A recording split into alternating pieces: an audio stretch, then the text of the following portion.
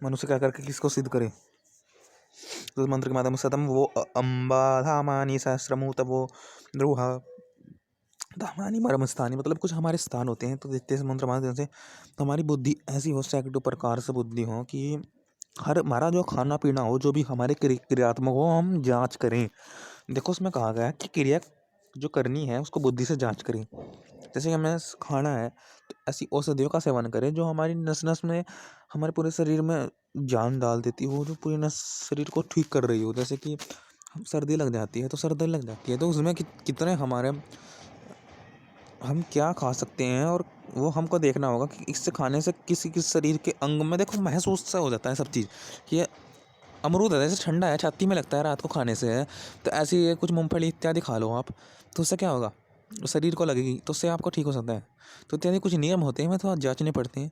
तो शरीर के लिए देखें कि कौन सा अन्न पूरा, तो एक तरह से मैं कहा गया उनके पश्चात मर अपने शरीर को रोग रहित करते रहे। जो शरीर बचेगा ना, देखो शरीर बचना तो हर भावना मिलेगी आपको, हर जैसे शरीर के एक एक पार्ट में भावना जुड़ रही है, मैं ठीक होंगे तो मैं भावनाओं को भी ग्रहण कर लेंगे। मतलब एक मैं ये भी कहा गया है कि हम लड़ने वाले हों, देखो इस चुनौती को स्वीकार करने वाले हों कि हाँ देखो क्या होगा भाई हमारे साथ, हो जाना जो होगा, अब देखा क्या होगा हमारे साथ, अब जा क्या हो जाएगा हमारे साथ। तो मतलब हम आपको कष्ट खुद देना है, खुद को कष्ट देना है, तो फिर आप भूल जाओगे कि हमारे साथ ये हुआ था वो हुआ था। तो अपने आपको कष्ट देते जाओ कि देखोगे हमारे साथ क्या होगा,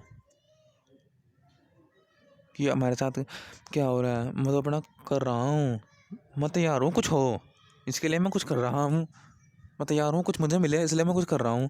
तो मैं तैयार हूँ मुझे कुछ मिले इसलिए मैं कर रहा हूँ। मैं अनेक प्रकार के अन्न खा करके देखता हूँ, मैं तैयार हूँ कि मुझे कुछ अच्छी चीज़ मिल जाए। तो ये कि पहले तो ये कि औषधियों का सेवन कर ले, फिर पथ्य का आचरण करें। सबसे पहले कि शरीर बिल्कुल रोग रही, तो बच्चा पैदा होता है कुछ तो कुछ रोग लेके आता ही है वो, आँखों के, मोटापा। तो पहले औषधियों का सेवन करें, फिर पथ्य का, औषधि में ये भी आता है कि आप कसरत भी इत्यादि जो भी है, फिर पथ्य का आचरण करें, अच्छा खाना खाएं। बच्चा पैदा होता ही ऐसा खाता है जो उसका हजम नहीं होता, और फिर नियम से नहीं खाता, एक के बाद एक विरुद्ध आहार, जिसका जो फायदा था उसके उस मिल जाने से अधिक रोग कारक नुकसान कर दिया। तो ऐसा खाना है तो जांच के खाना है कि क्या करना है क्या नहीं करना है, कौन सा शरीर अंग दे रहा है। जैसे कि ठंड हवा चलती है शरीर में, प्राकृतिक में ज़्यादा हवा चल रही है, तो हवा चल रही तो आप अपने को पकाएं। हवा क्या है, आपको शांत कर रही है, कुछ करने से रोक रही है। हवा आपको ध्यान जाए, अगर आप अपने को पका दोगे, अपने पर ध्यान दोगे, बाहर की हवा आपको प्रभावित नहीं करेगी। तो अगर आप हवा से क्या होता है, हवा से आग भी लग जाती है ऑक्सीजन अच्छी तरह। तो आप हवा में चलते चलते ऐसा गरम गरम भोजन खाएं जिससे कि आप शरीर स्वस्थ हो जाए। गर्मी में रहे, ठंड में हवा चल रही है तो, और गर्मी का भोजन खाएं।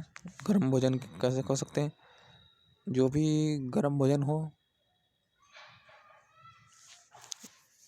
गर्म भोजन में से होता है रजोगुण, परंतु गरम गरम दूध खाएं, जो भी है आप गर्म चीज़ों का सेवन किया करें। ये नीम भी तो गर्म ही होता है, तो नीम पत्ती चबा लो, आसानी से बहुत कुछ है संसार में दे रखे हैं ईश्वर ने, उनका उपयोग करते रहो। ओम।